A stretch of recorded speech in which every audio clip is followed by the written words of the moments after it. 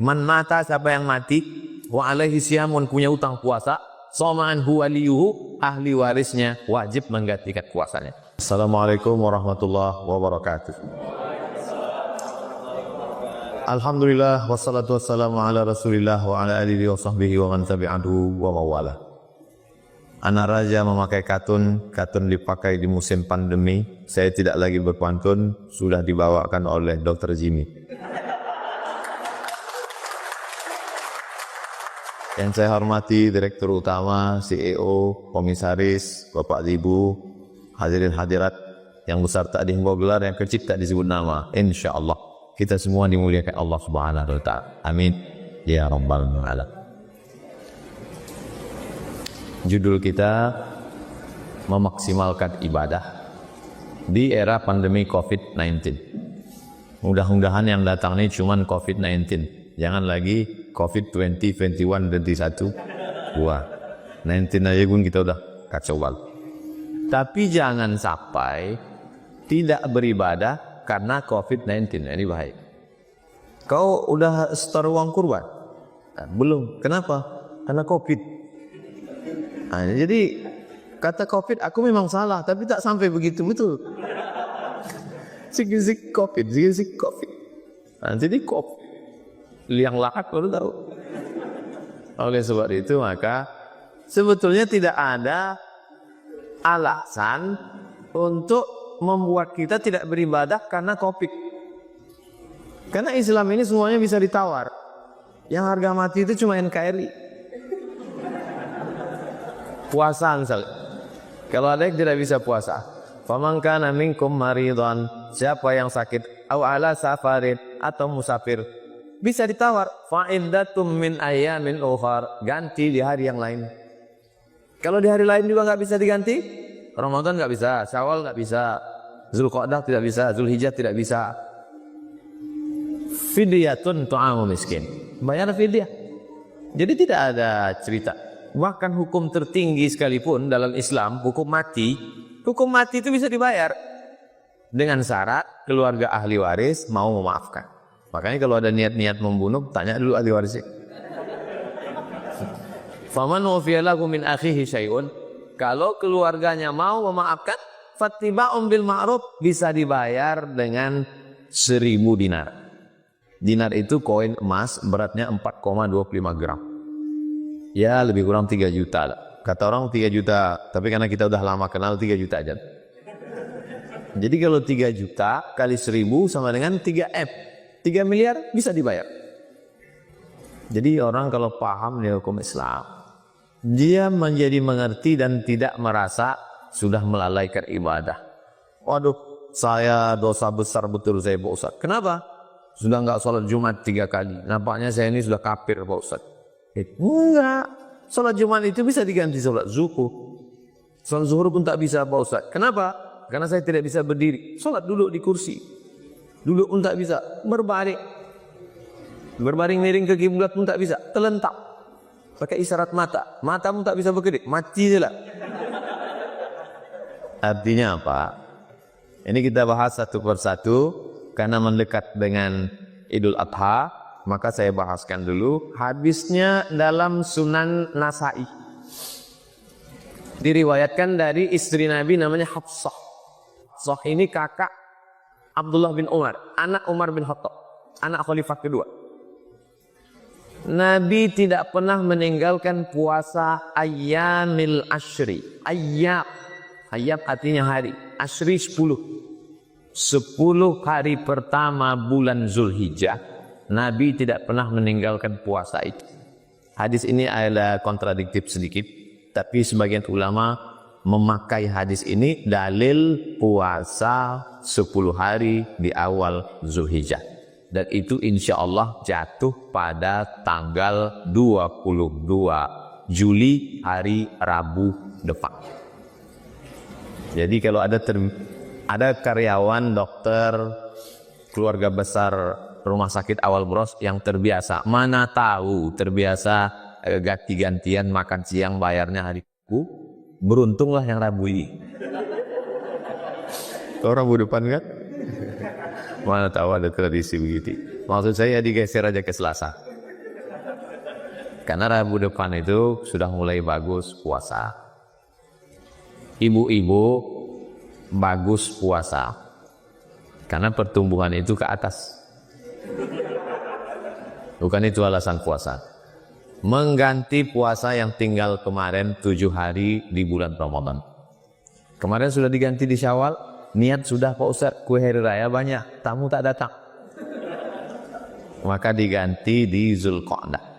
Niatnya nanti hari Selasa, ingat, contreng itu kalender. Hari Rabu saya niat qadha. Malam Rabu itu saya niat qadha puasa besok. Mestinya suami-suami ini mengingatkan ibu-ibu supaya mengganti puasa. Tapi kalau suaminya tak ngaji, namanya Fir'aun. Inilah yang bahaya. Maka ibu berpuasa pun disuruhnya batalkan. Apa kau puasa? Batalkan. Tapi ini mengganti bang, gara-gara kemarin hamil dan puasa. Nah, ibu balas juga. Ini tanggung jawab engkau karena dituntut di hadapan Allah kalau tidak mengingatkan puasa. Man mata, siapa yang mati, wa alaihi siyamun, punya utang puasa, somaan huwaliyuhu, ahli warisnya wajib menggantikan puasanya. Kenapa Ustadz sudah 2-3 kali nyebut ibu-ibu mengganti puasa? Karena ibu yang tinggal puasanya kemarin 7 hari. Rupanya bapak-bapak 17 hari. Lebih banyak pula lagi. Bapak-bapak tak ada alasan tak puasa. Oleh sebab itu puasa. Ini motivasi supaya dengan mengqadha otomatis dapat 3. Qadhanya lunas dapat. Dapat pahala puasa sunat dan dapat pahala puasa sunat Kamis. Pas hari keduanya nanti Kamis. Jadi siapa yang puasa hari Kamis nanti qadha lunas sehari, dapat pahala puasa sunat awal Zulhijjah, dapat pahala puasa Kamis. Kamis dapat, Senin dapat. Apa sih keistimewaan puasa hari Kamis? Hari Kamis amal yang sepekan dicatat dari mulai Jumat, Sabtu, Ahad, Senin, Selasa, Rabu, Kamis diangkat, ditunjukkan kepada Allah. Allah bertanya kepada para malaikat. Allah bertanya bukan Allah tak tahu, Allah Maha tahu. Allah mau kasih tahu kepada malaikat. Ketika buku catatan amal hambaku ini diangkat, apa kerja dia tadi? Ini buku catatan siapa? Catatan amal. Di mana dia kerja? Di rumah sakit. Waktu buku catatan jadi angkat, dia sedang apa tadi? Main game online. Pasti bukan rumah sakit Awal Bros, rumah sakit yang lain. Begitu yang dibawa buku catatan orang Awal Bros. Apa kerja dia? Dia puasa sunat. Mantap. Kenapa dia tetap bertahan puasa? Karena kawan belum ada ngajak makan siang. Bapak Ibu yang dimuliakan Allah Subhanahu wa taala. Jadi saya mengajak untuk melaksanakan puasa sunat, membayar qadha. Yang tidak bisa puasa, jangan bersedih hati. Karena kita tidak bisa membatasi amal dari satu pintu. Jangan batasi pintu kebaikan hanya pada puasa saja. Karena pintu surga banyak. Ini juga alasan nanti kalau ada kawan, kok kenapa tak pernah puasa? Aku lihat, aku masuk dari pintu yang lain. Jadi jangan batasi pintu surga itu puasa aja. Udkhulu min abwabin mutafarrilah. Masuklah dari pintu-pintu yang banyak. Ada kawan kita tak pernah puasa sunat, tapi sering membayarkan orang makan. Berarti dia masuk surga dari pintu sedekah. Ada juga masuk dari pintu jihad. Ada juga masuk dari pintu, banyak pintu. Sampai 7-8 pintu.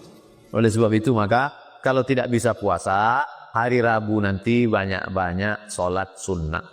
Sholat sunat duha, sholat sunat tahajud, sholat sunat witir, sholat sunat qabliyah, sholat sunat ba'diyah, sholat sunat tasbih, sholat sunat hajat, sholat sunat taubat, sholat sunat wudhu, banyak sholat sunat. Sempatkan. Karena sampai waktunya nanti kita tak sempat. Ibadah ini kalau menunggu waktu lapang tak akan bisa. Saya lagi kerja Pak Ustadz, nantilah insya Allah kalau udah pensiun makin sibuk. Apa yakin malaikat maut datang setelah pensiun? Malaikat maut datang bukan nengok SK, bukan nengok akte kelahiran, dan kita masalahnya nggak tahu jadwal dia tahu jadwal kita. Nah, ini yang wahai. Oleh sebab itu sempat-sempatkan. Pagi sebelum berangkat ke Awal Bros, ambil wudhu, sholat duha. Sholat duha sudah bisa masuk waktu maghrib, Mudah cara ngukurnya.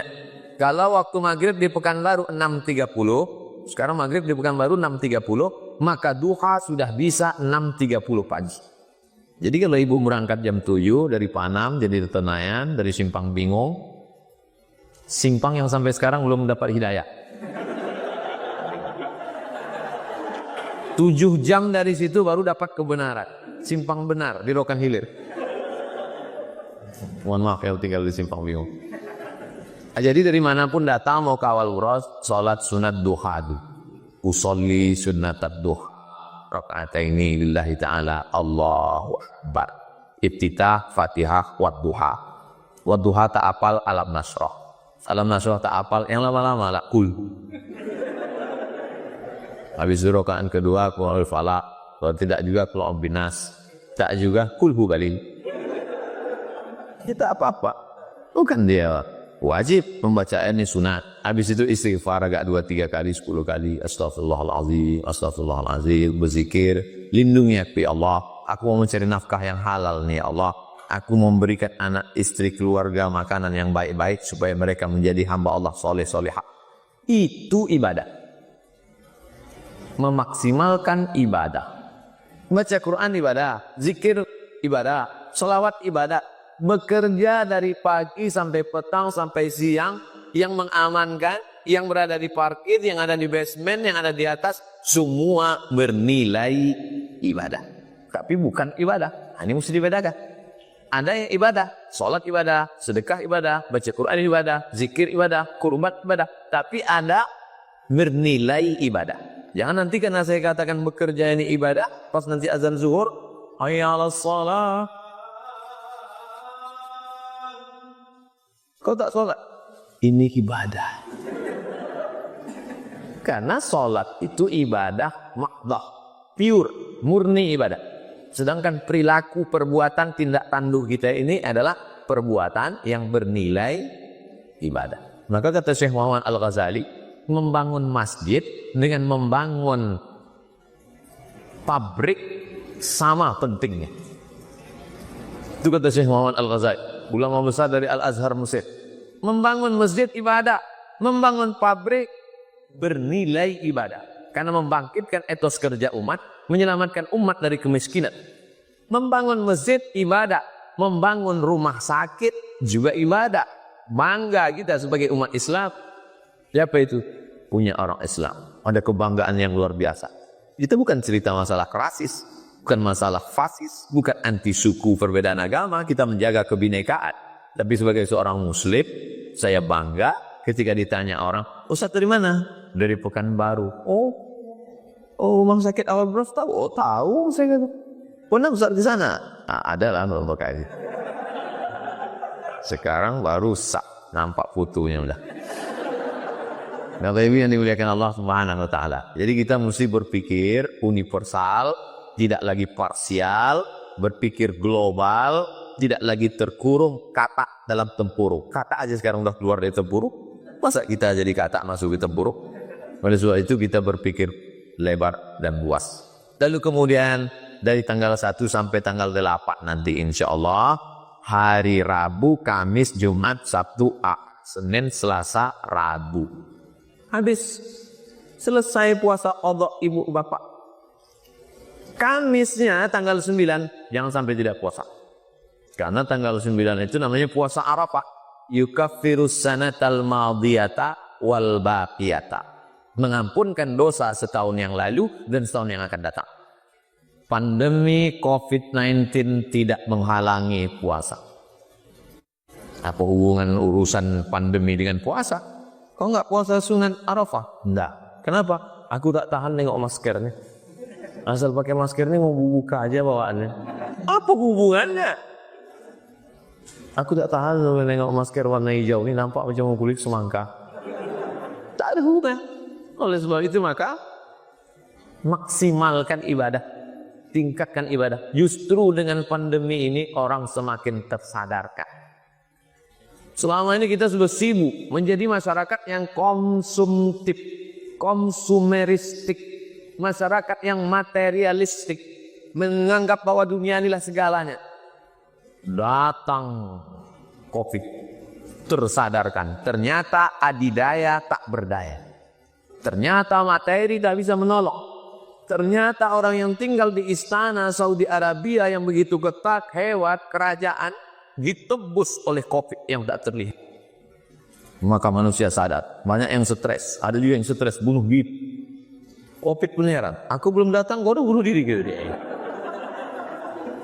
Tapi orang Indonesia luar biasa, orang Amerika stres, orang Korea stres, di mobil yang mewah tak bisa tidur, di hotel yang megah berkelip-kelip tak tidur. Orang kita naik metro mini tertidur.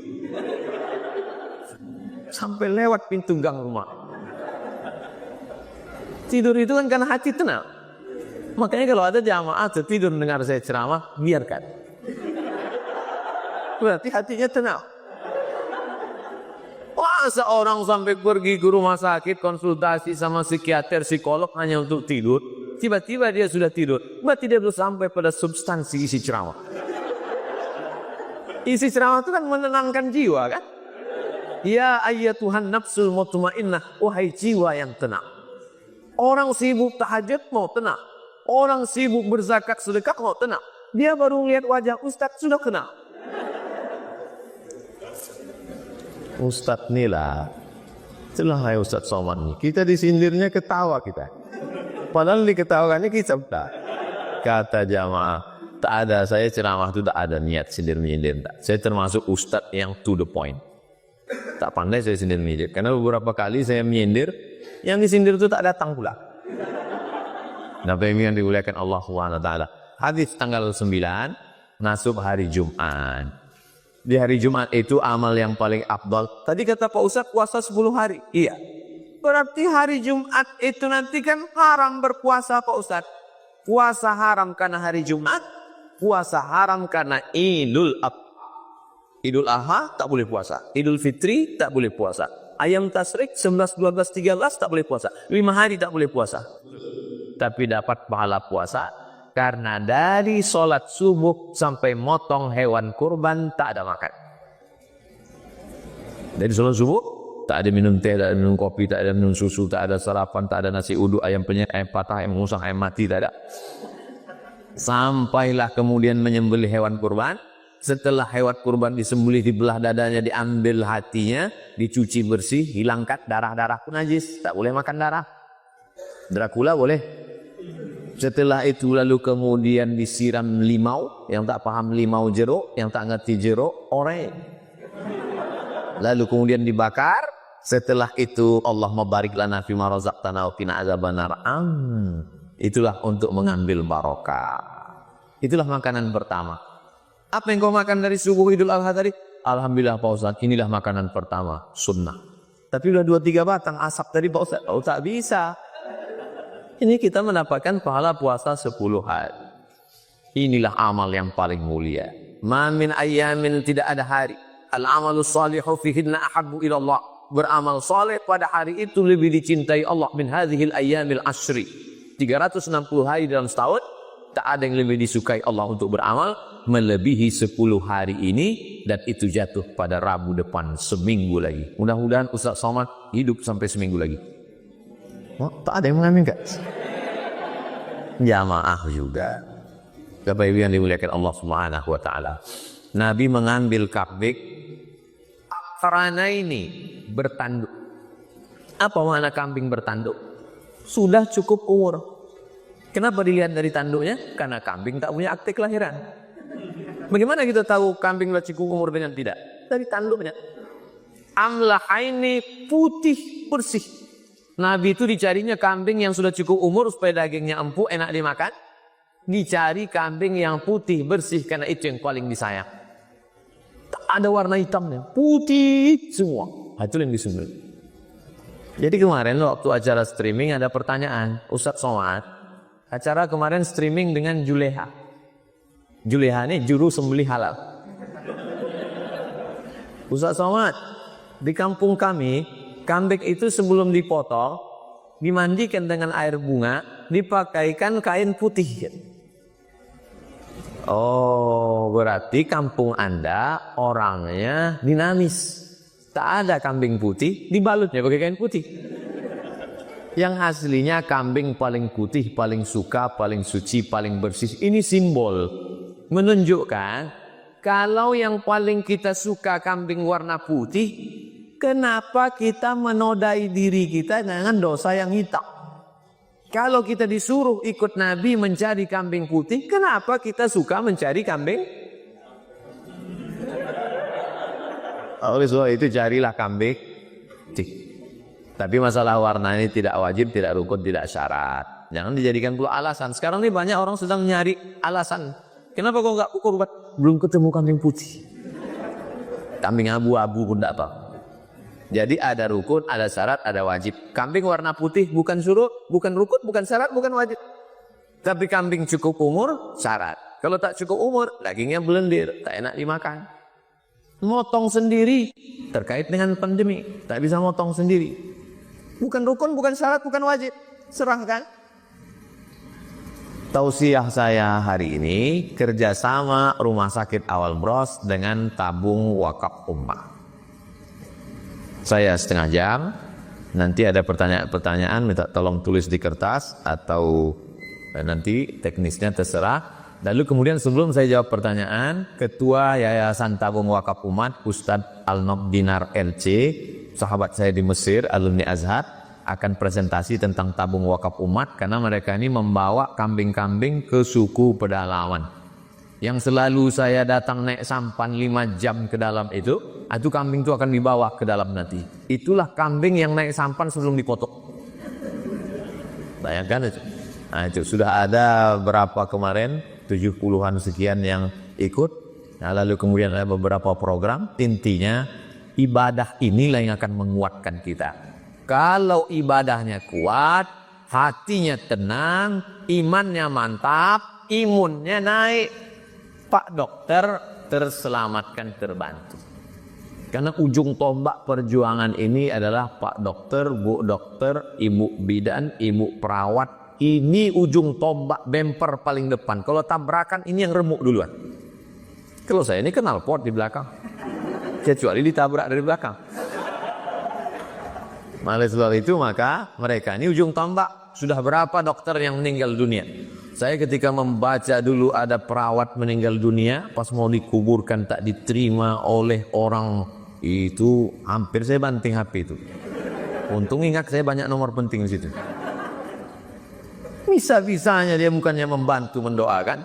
Saya tak menguasai bidang medis ini lewat ceramah. Lalu saya katakan, jangan berkumpul beramai-ramai, jangan paksakan ke masjid. Kalau Anda di zona hitam, zona merah, maka sholat idnya di rumah saja. Sholat id sendiri tanpa khutbah sah, berdua sah. Tapi kalau ada 3 makmum, 1 imam pakai khutbah, khutbah pendek singkat saja. Alhamdulillah, salawat, ayat, fatihah, ayat, salawat, doa, wasiat takwa. Alhamdulillah, salawat, ayat, wasiat takwa, doa. Selesai khutbah. Takbir 9 kali di khutbah pertama, takbir 7 di khutbah kedua. Mana tahu Bapak Ibu termasuk zona merah, zona hitam yang tak bisa. Makmum ada 3. Langsung jadi khotib. Allahu Akbar, Allahu Akbar, Allahu Akbar. Allahu Akbar, Allahu Akbar, Allahu Akbar. Allahu Akbar, Allahu Akbar, Allahu Akbar. Tanya sama anaknya, "Papa kok cepat-cepat kali?" "Gak tahu kau ini khotib grohi." Alhamdulillah. Allahumma salli ala sayyidina Muhammad wa ala ali sayyidina Muhammad. Ya ayyuhalladzina amanu taqullah. Usikum wa nafsi bitaqwallah. Allahumma firil muslimina wal muslimat. Cukup rukun khutbah. Duduk sebentar, tegak lagi. Allahu Akbar, Allahu Akbar, Allahu Akbar. Allahu Akbar, Allahu Akbar, Allahu Akbar. Allahu Akbar kabira. Walhamdulillahi katsira. Wa subhanallahi bukratan wa asila. Wajjahtu wajhiya. Tak perlu sampai situ. Itu iftitah. Alhamdulillah. Allahumma salli ala sayyidina Muhammad wa ala ali Muhammad. Ya ayyuhalladzina amanu taqullah. Usikum wa nafsi bitaqwallah. Allahumma firil muslimina wal muslimat. Dah, selesai. Dapat pahala khutbah. Pandemi tidak mengurangi ibadah.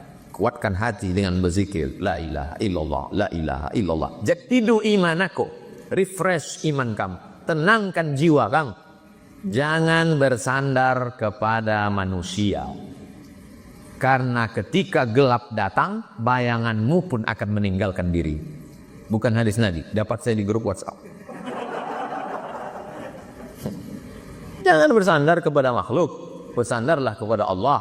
Serahkan semua kepada Allah. Saat gelap datang, jangankan kawan, sahabat, tetangga, kerabat, bayanganmu pun meninggalkan diri. Oleh sebab itu bersandarlah kepada Allah. Tapi jangan gara-gara ini lalu kita menjadi orang yang individualistik, memikirkan diri sendiri. Gimana? Jadi acara kita silaturahim saat gelap datang, bayanganmu pun meninggalkan dirimu. Nah, itu tak betul juga. La yadkhulul jannah, tak masuk surga qati'ur rahim, orang yang memutus tali silaturahim. Yang sudah membayar uang kurban, alhamdulillah. Yang belum, bercobalah. Yang tak ada niat mau berkurban, nauzubillah. Ustadz sendiri sudah bayar, sudah. Kalau tak percaya, tanya ketua masjid Ibadur Rahman, Jalan Sukakarya, sebelum jembatan sebelah kiri. Siapa ketua masjidnya? Saya. Saya ketua masjid tak membayar. Kata panitia, Ustadz, kami masukkan nama Ustadz ya. Ya, saya transfer. Enggak apa-apa Ustadz, Ustadz di ujung-ujung aja. Saya ketua, harus memberikan contoh yang baik. Bayarkan, saya bilang. Berapa ini? 2,5. Kok mahal kali? Enggak ada diskon untuk ketua. Untuk akhirat minta diskon. La ilaha illallah Muhammadur Rasulullah. Nabi Muhammad sallallahu alaihi wasallam mengambil golok, dia sembelih 63 ekor. Selesai 63 dia ambil golok, dia berikan ke Sayyidina Ali, potong Ali. Ali motong 37 ekor. 63 tambah 37, 100 ekor onta sendirian. Kita malah 1 ekor kambing kurus pula. 1 ekor sapi dikeroyok ke-7. Mau masuk surga sama Nabi Muhammad. Masuklah aku surga bersama Nabi Muhammad, ya Allah. Kata Nabi, aku 100 ekor onta sendirian. Kau kurban arisan. Jadi kita ini kadang berdoa ini banyak nekatnya. Dan memang beramal ini mesti nekat juga kan. Ya, jadi sebenarnya saya ingin mengingatkan kita, mari kita berkurban, mari kita berwakaf, bersedekah. Karena itu yang kekal abadi, yang lain daripada itu tinggal semuanya, tinggal kenangan semata. Tapi Pak Awaludin, Masya Allah, cerdas, smart. Siapa itu orang yang cerdas? Al-Kayyisu, orang yang cerdas. Mandana nafsahu wa amila lima ba'dal maut. Ditekannya hawa nafsunya, dia beramal untuk kematian. Bangunnya masjid, mengalir pahala. Dibangunnya rumah sakit, terbuka peluang kerja, investasi, umat Islam bangga, banyak orang tertolong. Dibangunnya sekolah tinggi ilmu Al-Quran. Kakak kelas kami dari Mesir, S1, S2 Sudan, namanya Ustadz Amiruddin Dahat, pulang ditarik oleh almarhum membuat sekolah agama Islam. Belum lagi, itu yang besar-besar yang saya tahu, belum lagi yang dia tolong. Jadi kita hidup ini buat cita-cita sejauh mungkin, tapi orientasinya adalah akhirat oriented.